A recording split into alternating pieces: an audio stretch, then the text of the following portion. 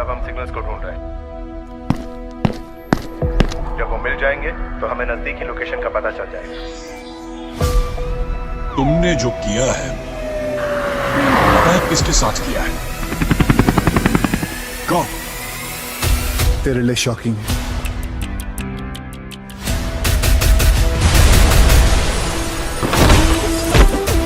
क्या murder mystery को solve करेंगे बड़े मियां?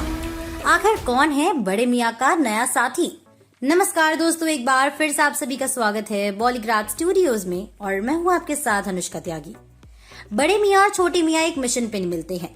वो दोनों एक दूसरे से अनजान होते हैं जो एक दूसरे के टीम पार्टनर बन जाते हैं।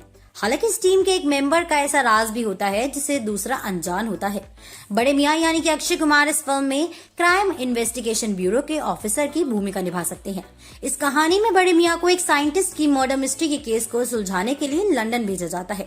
वहीं वो साइंटिस्ट लंदन के ही एक रिसर्च सेंटर में काम करता था और इसके अलावा उसका एक अपना लैब भी था जहाँ पर वो अपने एक्सपेरिमेंट्स को अंजाम देता था। साइंटिस्ट था तो एक इंडियन, हालांकि 20 सालों से वो लंदन में ही एक कंपनी के लिए काम करता था।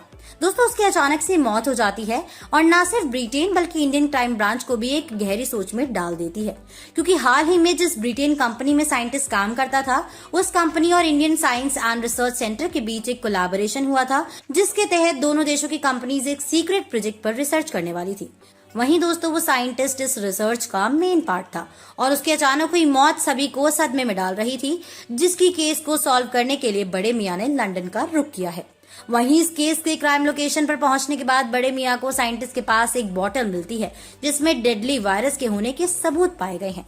बड़े मियां अपनी टीम की मदद से उस छोटी सी बोतल को अपने कब्जे में ले लेते हैं ताकि इस पे रिसर्च की जा सके। बड़े मियां को उसकी ऑफिशियल की तरफ से पता चलता है कि जिस सीक्रेट प्रोजेक्ट पर साइंटिस्ट की कंपनी ने इंडियन कंपनी से कोलैबोरेशन किया था वो असल में वायरस से ही रिलेटेड था। हालांकि साइंटिस्ट ने उस वायरस का एंटीडोट भी बनाया था जो उसकी लैब से अब गायब है।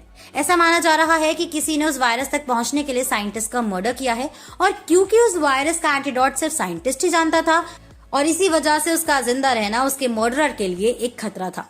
वहीं बड़े मियां के अलावा भी कोई था जो खास उस केस पे अपनी नजर बनाए हुए था और वो थे छोटे मियां। जी हाँ दोस्तों, छोटे मियां एक ट्रेन्ड कॉम्बैटेंट है और यही कारण है कि उससे एक शार्प फाइटर के रूप में देखा जा सकता है।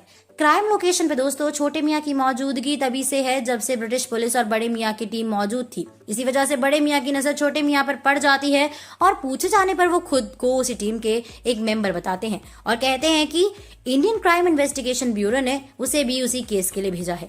बड़े मियां को दोस्तों ये थोड़ी अजीब लगता है, पर क्योंकि उसके पास इसी केस को सॉल्व करने के लिए ब्रिटिश पुलिस की तरफ से साइन पेपर्स दिए गए थे, इसी वजह से बड़े मियां को उसकी बात माननी पड़ती है और एंड में एज अ टीम काम करने को वो राजी हो गए थे। तो दोस्तों, अब देखते हैं कि क्या होता है इस फिल्म में। आप लोग बने रहिए हमारे साथ और देखते रहिए बॉलीग्राड स्टूडियोज को। हम फिर हाजिर होंगे एक नई वीडियो के साथ में। हमारी आज की राइटर हैं खयाती।